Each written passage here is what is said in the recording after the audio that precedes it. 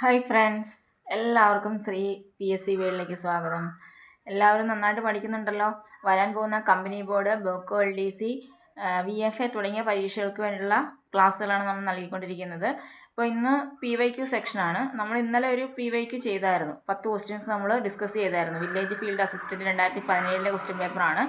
അപ്പോൾ എല്ലാവരും നന്നായിട്ട് പഠിക്കുക, ക്ലാസ് കേട്ട് നന്നായിട്ട് പഠിക്കാൻ ശ്രമിക്കുക. ഓക്കെ, അപ്പോൾ ബാക്കി ക്വസ്റ്റ്യൻസ് നമുക്ക് നോക്കാം. ഓക്കെ, 11ാമത്തെ ക്വസ്റ്റ്യൻ ആണ് ഇന്നത്തെ 1ാമത്തെ ക്വസ്റ്റ്യൻ കേട്ടോ. മുഴുവൻ ഭാഗങ്ങളും ഇന്ത്യയിൽ തന്നെ നിർമ്മിച്ച ആദ്യത്തെ ട്രെയിൻ ഏതാന്ന് പറയാമോ? മുഴുവൻ ഭാഗങ്ങളും ഇന്ത്യയിൽ തന്നെ നിർമ്മിച്ച ആദ്യത്തെ ട്രെയിനാണ് മയൂര, മേഘ, മേധ, മാളവിക. ഏതാണ് ആൻസർ വരുന്നത്? അത് മേധയാണ്. മുഴുവൻ ഭാഗങ്ങളും ഇന്ത്യയിൽ തന്നെ നിർമ്മിക്കുന്ന ആദ്യത്തെ ട്രെയിൻ ഏതാണ്? മേധയാണ്. ഓക്കെ അല്ലേ? റെയിൽവേ ശൃംഖലയിൽ ഏഷ്യൻ രാജ്യങ്ങളിൽ ഇന്ത്യയുടെ സ്ഥാനം എത്രയാണെന്ന് അറിയാമോ? റെയിൽവേ ശൃംഖലയിൽ ഏഷ്യൻ രാജ്യങ്ങളിൽ നോക്കുകയാണെങ്കിൽ ഇന്ത്യക്ക് എത്രാം സ്ഥാനമാണ്? 2ാം സ്ഥാനമാണ്. 1ാം സ്ഥാനം ചൈനയ്ക്കാണ്. വൈദ്യുതീകരിച്ച റെയിൽവേ ശൃംഖലയിൽ ലോകരാജ്യങ്ങൾക്കിടയിൽ ഇന്ത്യയുടെ സ്ഥാനം എന്ന് പറയുന്നത് 2ആണ് കേട്ടോ. എന്താണ്? വൈദ്യുതീകരിച്ച റെയിൽവേ ശൃംഖലയിൽ ലോകരാജ്യങ്ങൾക്കിടയിൽ 2ാം സ്ഥാനം തന്നെയാണ് ഇന്ത്യക്ക്. 1ാം സ്ഥാനം റഷ്യക്കാണ്. ഓക്കെ അല്ലേ? ഇന്ത്യൻ റെയിൽവേ ആക്ട് പാസ്സാക്കിയ വർഷം ചോദിക്കും. ഇന്ത്യൻ റെയിൽവേ ആക്ട് എന്നാ പാസ്സാക്കുന്നത്? 1890 അല്ലേ? 1890 ഇന്ത്യൻ റെയിൽവേ ആക്ട് പാസ്സാക്കുന്നത്. ഓക്കെ, അങ്ങനെയാണെങ്കിൽ ഇന്ത്യൻ റെയിൽവേയുടെ ആദ്യ ഇലക്ട്രിക് ട്രെയിൻ ഏതാണ്? ഡെക്കാൻ ക്യൂൻ ആണ്. ഇന്ത്യൻ റെയിൽവേയുടെ ആദ്യ ഇലക്ട്രിക് ട്രെയിൻ എന്നറിയപ്പെടുന്നത് ഡെക്കാൻ ക്യൂൻ ആണ്. ബോംബെ ടു കുർള വരെയാണ് അല്ലേ ഡെക്കാൻ ക്യൂൻ എന്ന് പറയുന്നത്. 1925 കേട്ടോ ഡെക്കാൻ ക്യൂൻ വരുന്നത്. അപ്പോൾ ഇന്ത്യൻ റെയിൽവേയുടെ ആദ്യ ഇലക്ട്രിക് ട്രെയിൻ ഏതാണ്? ഡെക്കാൻ ക്യൂൻ ആണ്. ബോംബെ ടു കുർളയാണ്. 1925 ആണെന്ന് ഓർക്കുക. ഇന്ത്യയിൽ ആദ്യമായി ടോയ് ട്രെയിൻ ആരംഭിച്ചത് എവിടെയാണ്? ഇന്ത്യയിൽ ആദ്യമായി ടോയ് ട്രെയിൻ ആരംഭിച്ചത് ഡാർജിലിംഗിലാണ് കേട്ടോ. ഇന്ത്യയിൽ ആദ്യമായി ടോയ് ട്രെയിൻ ആരംഭിക്കുന്നത് ഡാർജിലിംഗ് ആണ്. ഇനി ഇന്ത്യൻ പ്രസിഡന്റിന് യാത്ര ചെയ്യാൻ ഇന്ത്യൻ റെയിൽവേ ഒരുക്കിയ ഒരു സംവിധാനം ഉണ്ടല്ലോ. നമ്മുടെ ഇന്ത്യൻ പ്രസിഡന്റിന് യാത്ര ചെയ്യാൻ വേണ്ടിയിട്ട് ഇന്ത്യൻ റെയിൽവേ ഒരുക്കിയ സംവിധാനം ഏതാണെന്ന് അറിയാമോ? ദ പ്രസിഡൻഷ്യൽ സലൂൺ ആണ്. എന്താണ് അതിന്റെ പേര്? ദ പ്രസിഡൻഷ്യൽ സലൂൺ ആണ് കേട്ടോ. അങ്ങനെയാണെങ്കിൽ ഈ പ്രസിഡൻഷ്യൽ സലൂൺ ആദ്യമായി ഉപയോഗിച്ച രാഷ്ട്രപതി ആരാണ്? പറയാമോ? ആദ്യമായി ഈ പ്രസിഡൻഷ്യൽ സലൂൺ ഉപയോഗിക്കുന്നത് ഡോക്ടർ രാജേന്ദ്ര പ്രസാദ് ആണെന്ന് ഓർക്കുക കേട്ടോ. ആരാണ്? ഡോക്ടർ രാജേന്ദ്ര പ്രസാദ് ആണ്. നമ്മൾ എന്താ പഠിച്ചത്?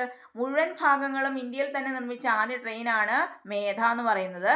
പിന്നെ ഇന്ത്യൻ റെയിൽവേ ആക്ട് വന്നത് 1890 പറഞ്ഞു. ഇന്ത്യൻ റെയിൽവേയുടെ ആദ്യ ഇലക്ട്രിക് ട്രെയിൻ ഡെക്കാൻ ക്യൂൻ ആണെന്ന് പറഞ്ഞു. ഇന്ത്യയിൽ ആദ്യമായി ടോയ് ട്രെയിൻ ആരംഭിക്കുന്ന ഡാർജിലിംഗിലാണ്. ഇനി ഇന്ത്യൻ പ്രസിഡന്റിന് യാത്ര ചെയ്യാൻ ഇന്ത്യൻ റെയിൽവേ ഒരുക്കിയ സംവിധാനത്തെ എന്താ പറയുന്നത്? ദ പ്രസിഡൻഷ്യൽ സലൂൺ എന്നാണ് പറയുന്നത് അല്ലേ.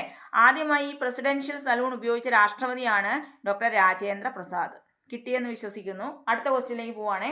കല്ലുമാല സമരം നടന്ന സ്ഥലം എവിടെയാണ്? കല്ലുമാല സമരം നവോത്ഥാനത്തിൽ നിന്നുള്ള ക്വസ്റ്റ്യൻ ആണ് അല്ലേ. കല്ലുമാല സമരം നടന്നത് എവിടെയാണ്? പെരിനാട് അല്ലേ. കൊല്ലം ജില്ലയിലെ പെരിനാട് എന്ന സ്ഥലത്താണ് എന്ത് നടക്കുന്നത്? കല്ലുമാല സമരം നടക്കുന്നത്. അതുകൊണ്ട് തന്നെ ഇതിനെ പെരിനാട് ലഹള എന്നും അറിയപ്പെടുന്നുണ്ട്. അപ്പോൾ കല്ലുമാല സമരത്തിന്റെ വേറൊരു പേരാണ് പെരിനാട് ലഹള എന്ന് പറയുന്നത് അല്ലേ. ഈ കല്ലുമാല പ്രക്ഷോഭത്തിന്റെ നേതാവ് ആരാണ്? അയ്യങ്കാളിയാണ് അല്ലേ. കല്ലുമാല പ്രക്ഷോഭത്തിന്റെ നേതാവ് അയ്യങ്കാളിയാണ്. നടന്ന വർഷം അറിയാലോ. കല്ലുമാല സമരം അല്ലെങ്കിൽ പെരിനാട് ലഹള നടന്നത് 1915 1915 എന്ത് നടക്കുന്നത്? കല്ലുമാല സമരം നടക്കുന്നത്. ഇമ്പോർട്ടൻ്റ് ആണ്. അങ്ങനെയാണെങ്കിൽ തിരുവിതാംകൂറിൽ കർഷക തൊഴിലാളികളുടെ ആദ്യത്തെ പണിമുടക്ക് സമരം നയിച്ച വ്യക്തിയാണ് ആര്? അയ്യങ്കാളി എന്ന് പറയുന്നത് അല്ലേ. തിരുവിതാംകൂറിൽ കർഷക തൊഴിലാളികളുടെ ആദ്യത്തെ പണിമുടക്ക് സമരം നയിച്ചത് ആരാണ്? അയ്യങ്കാളിയാണ്. അങ്ങനെയാണെങ്കിൽ 90-ാം ആണ്ട് ലഹള അല്ലേ. 90-ാം ആണ്ട് ലഹള അയ്യങ്കാളിയുമായി ബന്ധപ്പെട്ടതാണ് 90-ാം ആണ്ട് ലഹള. അത് നടന്നതും ഏത് വർഷം തന്നെയാ? കല്ലുമാല സമരം നടന്ന അതേ വർഷം തന്നെയാണ് അല്ലേ. 1915 90-ാം ആണ്ട് ലഹളയും നടക്കുന്നത്. ഇനി 90-ാം ആണ്ട് സമരം വേറൊരു പേരിലും കൂടി അറിയപ്പെടുന്നുണ്ട്. കർഷക സമരം എന്ന പേരിൽ അറിയപ്പെടുന്നുണ്ട്. മലയാള വർഷം 1990 നടക്കുന്നത്. അതുകൊണ്ട് തന്നെ ഇതിനെ കർഷക സമരം എന്ന് പറയുന്നുണ്ട് കേട്ടോ. കർഷക സമരം എന്നാണ് പറയുന്നത്. ഇനി ഞാനിതാ പുലയ ശിവനെ പ്രതിഷ്ഠിക്കുന്നു എന്ന് പറഞ്ഞ നവോത്ഥാന നായകൻ ആരാണ്? അയ്യങ്കാളിയാണ് അല്ലേ. ഞാനിതാ പുലയ ശിവനെ പ്രതിഷ്ഠിക്കുന്നു എന്ന് പറഞ്ഞത് അയ്യങ്കാളിയാണ്. എന്നാൽ ഞാനിതാ ഈഴവ ശിവനെ പ്രതിഷ്ഠിക്കുന്നു എന്ന് പറഞ്ഞത് ആരായിരുന്നു? അത് ശ്രീനാരായണ ഗുരുവാണ്. ഞാനിതാ ഈഴവ ശിവനെ പ്രതിഷ്ഠിക്കുന്നു എന്ന് പറഞ്ഞത് ആരാണ്? ശ്രീനാരായണ ഗുരുവാണ്. നമുക്കറിയാം അയ്യങ്കാളി ജനിച്ചത് തിരുവനന്തപുരം ജില്ലയിലെ വെങ്ങാനൂരാണ് അല്ലേ. 1863 ഓഗസ്റ്റ് 28 തിരുവനന്തപുരം ജില്ലയിലെ വെങ്ങാനൂരാണ് അദ്ദേഹത്തിന്റെ ജനനം എന്ന് പറയുന്നത്. ആളിക്കത്തിയ തീപ്പൊരി എന്നും പിന്നെ എന്തുവാ കേരള സ്പാർട്ടക്കസ് എന്നും അറിയപ്പെടുന്ന നവോത്ഥാന നായകനാണ് ആര്? അയ്യങ്കാളി എന്ന് പറയുന്നത്. അപ്പോൾ അയ്യങ്കാളി വില്ലുവണ്ടി സമരം നയിച്ചിട്ടുണ്ട് അല്ലേ? സഞ്ചാര സ്വാതന്ത്ര്യത്തിന് വേണ്ടിയിട്ട് വില്ലുവണ്ടി സമരം നടത്തിയിട്ടുണ്ട്. അത് വർഷം 1893 നിങ്ങൾക്ക് അറിയാം. അങ്ങനെയാണെങ്കിൽ കല്ലുമാല സമരം അയ്യങ്കാളിയുമായിട്ട് ബന്ധപ്പെട്ടതാണ്. കൊല്ലം ജില്ലയിൽ നടന്നുകൊണ്ട് പെരിനാട് ലഹള എന്നും അറിയപ്പെടുന്നുണ്ട്. 1915 കല്ലുമാല സമരം നടന്നത്. അങ്ങനെയാണെങ്കിൽ 90-ാം ആണ്ട് ലഹള അല്ലെങ്കിൽ കർഷക സമരം എന്നൊക്കെ അറിയപ്പെടുന്ന ഊരൂട്ടമ്പല ലഹള എന്നൊക്കെ അറിയപ്പെടുന്നുണ്ട്. അതും 1915 ഓർത്ത് വെച്ചേക്കുക. ഓക്കെ അല്ലേ? അടുത്തതിലേക്ക് പോവുകയാണേ. ഇലക്ട്രോണിക് സാങ്കേതിക വിദ്യയുടെ ഭരണരംഗത്തെ ഉപയോഗം അറിയപ്പെടുന്നത്. ഇലക്ട്രോണിക് സാങ്കേതിക വിദ്യയുടെ ഭരണരംഗത്തെ ഉപയോഗമാണ് ഇ ഗവേണൻസ്. എന്താണ് ഇ ഗവേണൻസ് എന്നറിയപ്പെടുന്നത്? എന്താണ് ഈ ഗവേണൻസിന്റെ ഉദ്ദേശം എന്ന് പറയുന്നത്? എന്താണ്? ഭരണനിർവഹണ മേഖലയിൽ അതിൻ്റെ ലാളിത്യം, അതുപോലെ ഗുണനിലവാരം, സുതാര്യത, സേവനങ്ങളുടെ വേഗത, ആധികാരികത എന്നിവ മെച്ചപ്പെടുത്തുന്നതിനായിട്ട് വിവര സാങ്കേതിക സംവിധാനങ്ങളും മാർഗങ്ങളും ഉപയോഗിക്കുക എന്നുള്ളതാണ് ഈ ഗവേണൻസിന്റെ ഉദ്ദേശം എന്ന് പറയുന്നത്. എന്താണ്? ഭരണനിർവഹണ മേഖലയിൽ അതിൻ്റെ ലാളിത്യം, ഗുണനിലവാരം, സുതാര്യത, സേവനങ്ങളുടെ വേഗത, ആധികാരികത എന്നിവ മെച്ചപ്പെടുത്തുന്നതിനായിട്ട് വിവര സാങ്കേതിക സംവിധാനങ്ങളും മാർഗങ്ങളും ഉപയോഗിക്കുക എന്നുള്ളതാണ് ഇതിൻ്റെ ഉദ്ദേശം. ഓക്കെ, അങ്ങനെയാണെങ്കിൽ ഈ സാക്ഷരതാ പദ്ധതി ആരംഭിച്ച ആദ്യ ജില്ല ഏതാണെന്ന് പറയാമോ? ഏതാണ് ഈ സാക്ഷരതാ പദ്ധതി ആരംഭിച്ച ആദ്യ ജില്ല? മലപ്പുറമാണ് കേട്ടോ, മലപ്പുറമാണ്. ഇനി പൗരന് നേരിട്ട് ഗവൺമെന്റിലുള്ള സൗകര്യങ്ങൾ കിട്ടുന്ന ഒരു പദ്ധതി ഉണ്ട്. പൗരന് നേരിട്ട് കിട്ടും, ഗവൺമെന്റിലുള്ള സൗകര്യങ്ങൾ കിട്ടുന്ന ഒരു പദ്ധതി ഉണ്ട്. അതാണ് ഈ ജില്ലാ പദ്ധതി എന്ന് പറയുന്നത്. ഏതാണ് ഈ ജില്ലാ പദ്ധതി? ഈ ജില്ലാ പദ്ധതി വിജയകരമായി നടപ്പിലാക്കുന്ന ആദ്യ സംസ്ഥാനമായിട്ട് നമ്മുടെ കേരളം മാറി കേട്ടോ. ഈ ജില്ലാ പദ്ധതി ആദ്യമായിട്ട് നടപ്പിലാക്കിയ ആദ്യ സംസ്ഥാനം ഏതാണ്? കേരളമാണ് കേട്ടോ, കേരളമാണ്. ഇനി അപ്പോൾ ഇ ഗവേണൻസ് എന്ന് പറഞ്ഞാൽ എന്താണ്? ഇലക്ട്രോണിക് സാങ്കേതിക വിദ്യയുടെ ഭരണരംഗത്തെ ഉപയോഗമാണ് ഇ ഗവേണൻസ് എന്നറിയപ്പെടുന്നത്. ഇനി ഈ സാക്ഷരതാ പദ്ധതി ആരംഭിച്ച ജില്ലയാണ്, ആദ്യമായിട്ട് ആരംഭിച്ചത് മലപ്പുറത്താണെന്ന് പറഞ്ഞു. പൗരന് നേരിട്ട് ഗവൺമെന്റിലുള്ള സൗകര്യങ്ങൾ കിട്ടുന്ന പദ്ധതിയാണ് ഈ ജില്ലാ പദ്ധതി എന്ന് പറയുന്നത്. ഈ ജില്ലാ പദ്ധതി വിജയകരമായി നടപ്പിലാക്കിയ ആദ്യ സംസ്ഥാനമാണ് കേരളം. ഇത്രയും ഓക്കെ ആണല്ലോ? നമുക്ക് അടുത്ത ക്വസ്റ്റ്യനിലേക്ക് പോവാണേ.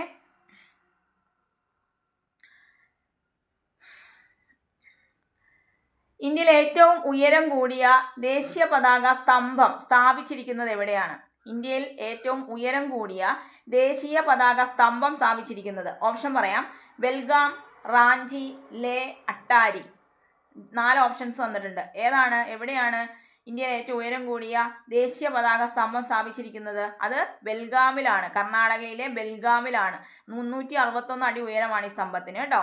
അപ്പോൾ പഞ്ചാബിലെ അട്ടാരിയിലെ ദേശീയ പതാകയുടെ ഉയരം എന്ന് പറയുന്നത് 1 മീറ്റർ കുറവേ ഉള്ളൂ, 360 മീറ്റർ ആണ് കേട്ടോ. അട്ടാരിയിൽ ദേശീയ പതാക ഉയരം എന്ന് പറയുന്നത് അതിൻ്റെ എത്രയാണ്? 360 മീറ്റർ ആണ്. ഇന്ത്യ പാക് സേനകളുടെ റീട്രീറ്റ് ചടങ്ങ് നടക്കുന്നത് എവിടെ വെച്ചിട്ടാടാ? ഇന്ത്യ പാക് സേന റിട്രീറ്റ് ചടങ്ങ് നടക്കുന്നത് അട്ടാരിയിൽ വെച്ചിട്ടാ. അട്ടാരി എവിടെയാണ്? പഞ്ചാബിലെ അമൃത്സറിലാണ് അല്ലേ. ഇനി ഇന്ത്യയിലെ ഒന്നാമത്തെ ദേശീയപാത ന്യൂഡൽഹി, ജലന്ധർ, അമൃത്സർ നഗരങ്ങളിലൂടെ കിടന്ന് ഇന്ത്യ പാക് അതിർത്തിയിലെ അട്ടാരി പട്ടണവുമായി ബന്ധിപ്പിക്കുന്നു എന്ന് ഓർത്ത് വെച്ചേക്കണേ. ഇന്ത്യയിലെ ഒന്നാമത്തെ ദേശീയപാതയാണ് ന്യൂഡൽഹി, ജലന്ധർ അല്ലേ. ന്യൂഡൽഹി, ജലന്ധർ, അമൃത്സർ നഗരങ്ങളിലൂടെ കിടന്ന് ഇന്ത്യ പാക് അതിർത്തിയിലെ അട്ടാരി പട്ടണവുമായി ബന്ധിപ്പിക്കുന്നുണ്ട്. ഓക്കെ.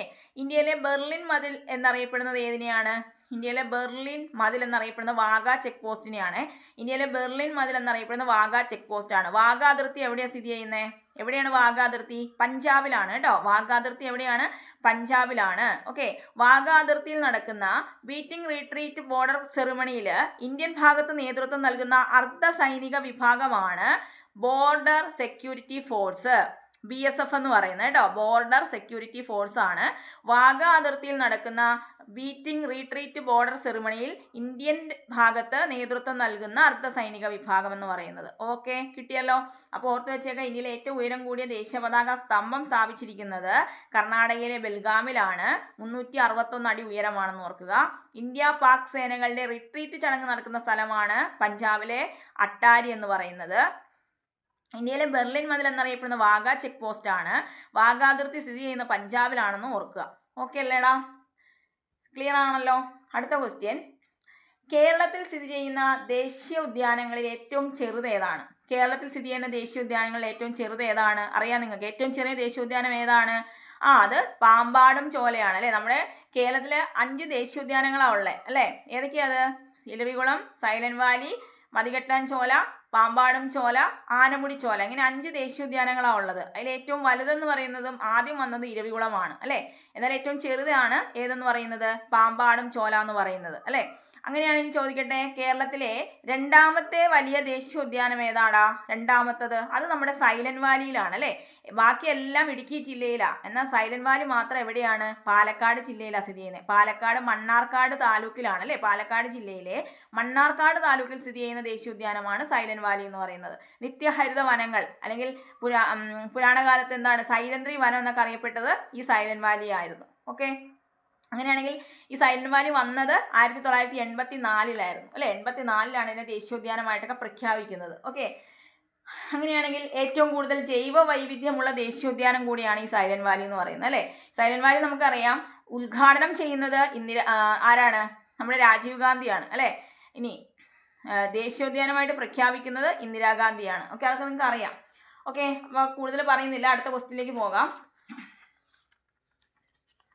അടുത്ത ക്വസ്റ്റ്യന്, സ്വാമി വിവേകാനന്ദൻ ആരംഭിച്ച സാമൂഹിക പരിഷ്കരണ പ്രസ്ഥാനം ഏതാണ്? സ്വാമി വിവേകാനന്ദൻ ആരംഭിച്ച സാമൂഹ്യ പരിഷ്കരണ പ്രസ്ഥാനം, വിവേകാനന്ദൻ എന്ന് പറയുമ്പോൾ തന്നെ നമുക്ക് കിട്ടും ഏതാത്? അത് രാമകൃഷ്ണ മിഷനാണ് അല്ലേ. രാമകൃഷ്ണ മിഷനാണ്. സ്ഥാപിച്ചത് എവിടെയാണ് ഈ രാമകൃഷ്ണ മിഷൻ? ബേലൂർ എന്ന സ്ഥലത്താണ്. ഏത് വർഷമാണ്? 1897. അപ്പോൾ രാമകൃഷ്ണ മിഷൻ സ്ഥാപിക്കപ്പെടുന്നത് 1897 ബേലൂരിലാണെന്ന് ഓർക്കുക. ഇതിൻ്റെ ഒരു വനിതാ വിഭാഗമുണ്ട്, അതാണ് ശാരദാ മഠം എന്ന പേരിൽ അറിയപ്പെടുന്നത്. ഈ രാമകൃഷ്ണ മിഷന്റെ വനിതാ വിഭാഗമാണ് ശാരദാ മഠം. ഇന്ത്യൻ ദേശീയ പ്രസ്ഥാനത്തിന്റെ ആത്മീയ പിതാവ് എന്ന് വിവേകാനന്ദനെ ആര് വിശേഷിപ്പിച്ചു? ഇന്ത്യൻ ദേശീയ പ്രസ്ഥാനത്തിന്റെ ആത്മീയ നേതാവെന്ന് വിവേകാനന്ദനെ വിശേഷിപ്പിച്ചത് നേതാജി സുഭാഷ് ചന്ദ്രബോസ് ആണ്. ആരാണ്? നേതാജി സുഭാഷ് ചന്ദ്രബോസ് ആണ്. ചിക്കാഗോ മതസമ്മേളനത്തിലെ പ്രസംഗത്തിന് ശേഷം അമേരിക്കൻ ജനത സ്വാമി വിവേകാനന്ദനെ വിശേഷിപ്പിച്ചത് എന്തെന്നാ പറഞ്ഞത്? ചിക്കാഗോ മതസമ്മേളനമൊക്കെ ഉണ്ടായിരുന്നു അല്ലേ. ആ പ്രസംഗത്തിന് ശേഷം അമേരിക്കൻ ജനത വിവേകാനന്ദനെ വിശേഷിപ്പിച്ചു ചക്രവാത സദൃശ്യനായ ഹിന്ദു. എന്താണ്? ചക്രവാത സദൃശ്യനായ ഹിന്ദു എന്നാണ് ചിക്കാഗോ മതസമ്മേളനത്തിലെ പ്രസംഗത്തിന് ശേഷം അമേരിക്കൻ ജനത വിവേകാനന്ദനെ വിശേഷിപ്പിച്ചത്. അങ്ങനെയാണെങ്കിൽ അദ്ദേഹത്തിന് 2 പത്രങ്ങളുണ്ടല്ലോ. ഏതൊക്കെയാണ്? പരീക്ഷയ്ക്ക് ചോദിക്കാറുണ്ട്. ഏതൊക്കെയത്? പ്രബുദ്ധ ഭാരതവും ഉദ്ബോധനുമാണ് അല്ലേ. സ്വാമി വിവേകാനന്ദന്റെ പ്രമുഖ പത്രങ്ങൾ ഏതൊക്കെയാണ്? പ്രബുദ്ധ ഭാരതം, ഉദ്ബോധൻ. അതുപോലെ ഗീതയിലേക്ക് മടങ്ങുക എന്ന് ആഹ്വാനം ചെയ്തത് ആരാണ്? ഗീതയിലേക്ക് മടങ്ങുക എന്ന് പറഞ്ഞത് സ്വാമി വിവേകാനന്ദനാണ്. അവിടെ തന്നെ പഠിച്ചു വെച്ചേക്കണം. വേദങ്ങളിലേക്ക് മടങ്ങുക എന്ന് ആഹ്വാനം ചെയ്ത വ്യക്തിയാണ് സ്വാമി ദയാനന്ദ സരസ്വതി. മാറിപ്പോകരുത്. ഗീതയിലേക്ക് മടങ്ങുക എന്ന് പറയുന്നത് സ്വാമി വിവേകാനന്ദനും വേദങ്ങളിലേക്ക് മടങ്ങുക എന്ന് ആഹ്വാനം ചെയ്ത് ദയാനന്ദ സരസ്വതിയുമാണ്. ഓക്കെ, മാറിപ്പോവില്ലല്ലോ. ഓക്കെ അല്ലേ ഇത്രയും? ഓക്കെ, അപ്പോൾ നമുക്ക് അടുത്ത ക്വസ്റ്റ്യനിലേക്ക് പോകാം. ഓക്കെ, എടാ, കേരളത്തിലെ ഏറ്റവും വലിയ ഭൂഗർഭ വൈദ്യുത നിലയം സ്ഥിതി ചെയ്യുന്ന സ്ഥലം ഏതാടാ? കേരളത്തിലെ ഏറ്റവും വലിയ ഭൂഗർഭ വൈദ്യുത നിലയം സ്ഥിതി ചെയ്യുന്ന സ്ഥലം പറയാമോ? ഏതാന്ന്? ഏതാണ്? എവിടെയാണ്? മൂലമറ്റമാണ് അല്ലേ. മൂലമറ്റത്താണ് ഏറ്റവും വലിയ ഭൂഗർഭ വൈദ്യുത നിലയം നമ്മുടെ കേരളത്തിൽ സ്ഥിതി ചെയ്യുന്നത്. അങ്ങനെയാണെങ്കിൽ കേരളത്തിലെ ആദ്യത്തെ ജലവൈദ്യുത പദ്ധതി നിങ്ങൾക്കറിയാം, പള്ളിവാസലാണ് അല്ലേ. കേരളത്തിലെ ആദ്യത്തെ ജലവൈദ്യുത പദ്ധതി എന്ന് പറയുന്നത് പള്ളിവാസലാണ്. 1940 വന്ന പള്ളിവാസൽ. രണ്ടാമത്തെ ജലവൈദ്യുത പദ്ധതിയാണ് ചെങ്കുളം എന്ന് പറയുന്നത്. വർഷം 1954 അല്ലേ. 54. കേരളത്തിലെ രണ്ടാമത്തെ ജലവൈദ്യുത പദ്ധതിയാണ് ചെങ്കുളം എന്ന് പറയുന്നത്. ഓക്കെ, കേരളത്തിലെ വൈദ്യുതി ഉൽപ്പാദനത്തിൽ ജലവൈദ്യുതിയുടെ ശതമാനം എത്രയാണെന്നറിയാമോ? കേരളത്തിലെ വൈദ്യുതി ഉൽപ്പാദനത്തിൽ ജലവൈദ്യുതി കോൺട്രിബ്യൂട്ട് ചെയ്യുന്നത് 69% കേട്ടോ. 69%. കേരളത്തിൽ സ്വകാര്യ മേഖലയിലെ ആദ്യത്തെ ജലവൈദ്യുത പദ്ധതി ഏതാ? അത് മണിയാറാണ്. കേരളത്തിൽ സ്വകാര്യ മേഖലയിലെ ആദ്യ ജലവൈദ്യുത പദ്ധതി മണിയാറാണ്. മണിയാർ. ഓക്കെ, കിട്ടുമല്ലോ. സ്വകാര്യ മേഖലയിലെ ആദ്യത്തെയാണ് മണിയാർ കേട്ടോ. മണിയാർ. ഇനി വലുത് ഏതാന്ന് ചോദിച്ചാലോ, കേരളത്തിലെ സ്വകാര്യ മേഖലയിലുള്ള ഏറ്റവും വലിയ ജലവൈദ്യുത പദ്ധതി അത് ഇടുക്കി ജില്ലയിലെ കൂത്തുങ്കലാണ് കേട്ടോ. കൂത്തുങ്കൽ എന്ന് പറയുന്ന ജലവൈദ്യുത പദ്ധതിയാണ് സ്വകാര്യ മേഖലയിലെ ഏറ്റവും വലുത്. ആദ്യത്തേത് മണിയാറും വലുത് ചോദിക്കുകയാണെങ്കിൽ കൂത്തുങ്കലുമാണ്. ഓക്കെ അല്ലേടാ? കിട്ടിയല്ലോ. അടുത്ത ക്വസ്റ്റ്യൻ, നാഥുല ചുരം ബന്ധിപ്പിക്കുന്ന പ്രദേശങ്ങൾ ഏതൊക്കെയാണ്? ചുരങ്ങൾ ഇമ്പോർട്ടൻ്റ് ആണ് അല്ലേ. നാഥുല ചുരം ബന്ധിപ്പിക്കുന്ന പ്രദേശങ്ങൾ ഏതൊക്കെയാണ്? സിക്കിം ടിബറ്റ് അല്ലേ. സിക്കിമിനെ ടിബറ്റുമായി ബന്ധിപ്പിക്കുന്നതാണ് നാഥുല ചുരം എന്ന് പറയുന്നത് അല്ലേ. അങ്ങനെയാണെങ്കിൽ ഞാൻ ചോദിക്കട്ടെ, ഇന്ത്യയിലേക്കുള്ള പ്രവേശന കവാടം എന്നറിയപ്പെടുന്ന ചുരം ഏതാ? ഇന്ത്യയിലേക്കുള്ള പ്രവേശന കവാടമാണ് ബോലാൻ ചുരം അല്ലേ. ഇന്ത്യയിലേക്കുള്ള പ്രവേശന കവാടം എന്നറിയപ്പെടുന്നതാണ് ബോലാൻ ചുരം. അതുപോലെ ഇന്ത്യയിൽ ഏറ്റവും ഉയരത്തിൽ സ്ഥിതി ചെയ്യുന്ന ഗതാഗത യോഗ്യമായ ചുരം ഏതാണ്? ഇതൊക്കെ ചോദിക്കാറുണ്ട് കേട്ടോ. ഇന്ത്യയിൽ ഏറ്റവും ഉയരത്തിൽ സ്ഥിതി ചെയ്യുന്ന ഗതാഗത യോഗ്യമായ ചുരം ഏതാണ്? അത് ഖർദുംഗ്ലയാണ് അല്ലേ? ഖർദുംഗ്ല ചുരമാണ്. മനസ്സിലായല്ലോ. അപ്പോൾ ഇന്ത്യയിലേക്കുള്ള പ്രവേശന കവാടം എന്നറിയപ്പെടുന്നത് ബോലാൻ ചുരവും ഇന്ത്യയിലെ ഏറ്റവും ഉയരത്തിൽ സ്ഥിതി ചെയ്യുന്ന ഗതാഗത യോഗ്യമായ ചുരം എന്ന് പറയുന്നത് ഖർദുംഗ്ല ചുരവുമാണ്. അങ്ങനെയാണ് 2-3 ചുരങ്ങൾ ഞാൻ ചോദിക്കാം. ഏതൊക്കെ സ്ഥലവുമായിട്ടാണ് ബന്ധിപ്പിക്കുന്നതെന്ന് പറയണേ. ഖൈബർ ചുരം ബന്ധിപ്പിക്കുന്ന സ്ഥലങ്ങൾ ഏതൊക്കെയാണ്? ഖൈബർ ചുരം പാകിസ്ഥാൻ ടു അഫ്ഗാനിസ്ഥാൻ ആണ് അല്ലേ? പാകിസ്ഥാനെ അഫ്ഗാനിസ്ഥാനുമായിട്ട് ബന്ധിപ്പിക്കുന്നതാണ് ഖൈബർ ചുരം. ഇനി ഖർദുംഗ്ല നമ്മൾ പറഞ്ഞു ഏറ്റവും ഉയരത്തിൽ സ്ഥിതി ചെയ്യുന്ന ഗതാഗത യോഗ്യമായ ചുരമാണ് ഖർദുംഗ്ല എന്ന് പറഞ്ഞു. അത് ബന്ധിപ്പിക്കുന്നത് ലേയെ ലഡാക്കുമായിട്ടാണ്, അല്ലെങ്കിൽ ലേയെ നൂബ്ര താഴ്വരയുമായിട്ടാണ് ഖർദുംഗ്ല ബന്ധിപ്പിക്കുന്നത്. ഓക്കെ അല്ലേ? ഇനി ജലപ്ല ചുരം കേട്ടിട്ടുണ്ടല്ലോ. ജലപ്ല സിക്കിം ടു ലാസയാണ് അല്ലേ? സിക്കിം ടു ലാസയാണ് ജലപ്ല എന്ന് പറയുന്നത്. ബോംഡില ആണെങ്കിലോ ബോംഡില ചുരം എന്തുമായി ബന്ധിപ്പിക്കുന്നു? അരുണാചൽ പ്രദേശിനെ ലാസയുമായിട്ട് ബന്ധിപ്പിക്കുന്നു. ഒന്നുകൂടെ പറയാം. ഖൈബർ ചുരമാണെങ്കിൽ പാകിസ്ഥാൻ ടു അഫ്ഗാനിസ്ഥാൻ, ഖർദുംഗ്ല ആണെങ്കിൽ ലേ ടു ലഡാക്ക്, ജലപ്ല ആണെങ്കിൽ സിക്കിം ടു ലാസ, ബോംഡില ആണെങ്കിൽ അരുണാചൽ പ്രദേശ് ടു ലാസ. ഓക്കെ, കിട്ടിയെന്ന് വിശ്വസിക്കുന്നു. ഓക്കെ, കിട്ടിയല്ലോ. അടുത്ത ക്വസ്റ്റ്യനിലേക്ക് പോകാം. ഇന്ത്യയുടെ അക്ഷാംശ വ്യാപ്തി എത്രയാണെന്ന് പറയാമോ? ഇന്ത്യയുടെ അക്ഷാംശ വ്യാപ്തി 8 ഡിഗ്രി 4 മിനിറ്റ് വടക്ക് മുതൽ 37 ഡിഗ്രി 6 മിനിറ്റ് വടക്കാണ് അല്ലേ? 8 ഡിഗ്രി 4 മിനിറ്റ് വടക്ക് ടു 37 ഡിഗ്രി 6 മിനിറ്റ് വടക്കാണ്. ഓക്കെ അല്ലേടാ? 8 ഡിഗ്രി 4 മിനിറ്റ് വടക്ക്, 37 ഡിഗ്രി 6 മിനിറ്റ് വടക്ക്. ഓക്കെ, അതിൻ്റെ ഇടയ്ക്കാണ് ഇന്ത്യയുടെ അക്ഷാംശ വ്യാപ്തി എന്ന് പറയുന്നത്. ഇന്ത്യയുടെ വിസ്തീർണം എത്രയാണെന്ന് പറഞ്ഞേ. ഇന്ത്യയുടെ വിസ്തീർണം എത്ര ചതുരശ്ര കിലോമീറ്റർ ആണ്? 32,87,263. അങ്ങനെ തന്നെ പഠിക്കണം. 32,87,263 ചതുരശ്ര കിലോമീറ്റർ ആണ് ഇന്ത്യയുടെ വിസ്തീർണം എന്ന് പറയുന്നത്. എടാ, നമ്മുടെ ഇന്ത്യയുടെ സ്ഥാനം ചോദിച്ചാലോ? ഇന്ത്യയുടെ സ്ഥാനം ഉത്തരാർദ്ധഗോളത്തിൽ ദക്ഷിണ ഏഷ്യയിലാണ് ഇന്ത്യയുടെ സ്ഥാനം. അങ്ങനെ തന്നെ പഠിക്കണേ. ഉത്തരാർദ്ധഗോളത്തിൽ ദക്ഷിണ ഏഷ്യയിലാണ് ഇന്ത്യ സ്ഥിതി ചെയ്യുന്നത്. അപ്പോൾ നമ്മൾ അക്ഷാംശ വ്യാപ്തി പറഞ്ഞു. അപ്പോൾ രേഖാംശ സ്ഥാനം ഒന്ന് പറയാമോ? ഇന്ത്യയുടെ രേഖാംശ സ്ഥാനം നമുക്ക് എങ്ങനെ പറയാം? പൂർവ്വരേഖാംശം 68 ഡിഗ്രി 7 മിനിറ്റിനും 97 ഡിഗ്രി 25 മിനിറ്റിനും ഇടയിലാണ് ഇന്ത്യ സ്ഥിതി ചെയ്യുന്നത് അല്ലേ? രേഖാംശ സ്ഥാനം എങ്ങനെ പറയാം? പൂർവ്വരേഖാംശം 68 ഡിഗ്രി 7 മിനിറ്റിനും 97 ഡിഗ്രി 25 മിനിറ്റിനും ഇടയിലാണ്. ഓക്കെ അല്ലേ? ഇനി ഇന്ത്യയുടെ തെക്ക് വടക്ക് നീളം ഒന്ന് പറയാമോ? ഇന്ത്യയുടെ തെക്ക് വടക്ക് നീളം എന്ന് പറയുന്നത് 3214 കിലോമീറ്റർ ആണ്. തെക്ക് വടക്ക് നീളം 3214 കിലോമീറ്റർ ആണ്. കിഴക്ക് പടിഞ്ഞാറ് നീളം 2933 കിലോമീറ്റർ ആണ്. ഓക്കെ, തെക്ക് വടക്ക് നീളം 3214, കിഴക്ക് പടിഞ്ഞാറ് നീളം ചോദിക്കുകയാണെങ്കിൽ 2933 കിലോമീറ്റർ ആണ്. കരാതിർത്തി ഒന്ന് പറയാമോ? കരാതിർത്തിയുടെ നീളം എത്രയാ? 15,200 അല്ലേ? 15,200 കിലോമീറ്റർ, 15,200 കിലോമീറ്റർ ആണ് കര അതിർത്തി എന്ന് പറയുന്നത്. കര അതിർത്തി എത്രയാണ്? 15,200 ആണ്. ഓക്കെ അല്ലേ? ഇനി ഇന്ത്യയുടെ സമുദ്രതീരം നോക്കുകയാണെങ്കിൽ സമുദ്രതീരത്തിന്റെ നീളം എത്രയാണെന്നറിയോ? 7,516.6 കിലോമീറ്റർ ആണ് അല്ലേ? 7,516.6 കിലോമീറ്റർ ആണ്. അങ്ങനെയാണെങ്കിൽ ഇന്ത്യയിലൂടെ കടന്നു പോകുന്ന പ്രധാന അക്ഷാംശ രേഖ ഏതാടാ? ഇന്ത്യയിലൂടെ കടന്നു പോകുന്ന പ്രധാന അക്ഷാംശ രേഖ ഏതാണ്? അത് ഉത്തരായന രേഖയാണ് അല്ലേ? ഇന്ത്യയിലൂടെ കടന്നു പോകുന്ന പ്രധാന അക്ഷാംശ രേഖ ഏതാണ്? ഉത്തരായന രേഖയാണ്. ഓക്കെ അല്ലേ? ഒന്നുകൂടെ പറയാം. ഇന്ത്യയുടെ അക്ഷാംശ വ്യാപ്തി എന്ന് പറയുന്നത് 8 ഡിഗ്രി 4 മിനിറ്റ് വടക്ക് മുതൽ എത്രയാണ്? 37 ഡിഗ്രി 6 മിനിറ്റ് വടക്ക് വരെയാണ്. വിസ്തീർണം ചോദിക്കുകയാണെങ്കിൽ 32,87,263 ചതുരശ്ര കിലോമീറ്റർ. ഇന്ത്യ സ്ഥിതി ചെയ്യുന്നത് അല്ലെങ്കിൽ ഇന്ത്യയുടെ സ്ഥാനം എന്ന് പറയുന്നത് ഉത്തരാർദ്ധഗോളത്തിൽ ദക്ഷിണേഷ്യയിലാണ്. ഇനി രേഖാംശ സ്ഥാനം എങ്ങനെ പറയാം? പൂർവ്വരേഖാംശം 68 ഡിഗ്രി 7 മിനിറ്റിനും 97 ഡിഗ്രി 25 മിനിറ്റിനും ഇടയിലാണ്. തെക്ക് വടക്ക് നീളം 3214 കിലോമീറ്ററും കിഴക്ക് പടിഞ്ഞാറ് നീളം 2933 കിലോമീറ്ററുമാണ്. കരാതിർത്തി 15,200, അതുപോലെ തന്നെ സമുദ്രാതിർത്തി 7,516.6 കിലോമീറ്റർ. അപ്പോൾ ഇന്ന് ഇത്രയും മതിയല്ലോ. ഓക്കെ, ബാക്കി നമുക്ക് അടുത്ത ക്ലാസ്സിൽ പഠിക്കാം. അപ്പോൾ ക്ലാസ് ഇഷ്ടപ്പെടുന്നുണ്ടെങ്കിൽ നിങ്ങളൊരു ലൈക്ക് തരണേ, അതുപോലെ ഷെയർ ചെയ്യുക, കൂട്ടുകാരിലേക്കൊക്കെ ഒന്ന് എത്തിക്കുക. സബ്സ്ക്രൈബ് ചെയ്യാതെ കാണുന്നവരുണ്ടെങ്കിൽ ഒന്ന് സബ്സ്ക്രൈബ് ചെയ്തേക്കുക. ഓക്കേടാ, ബൈ.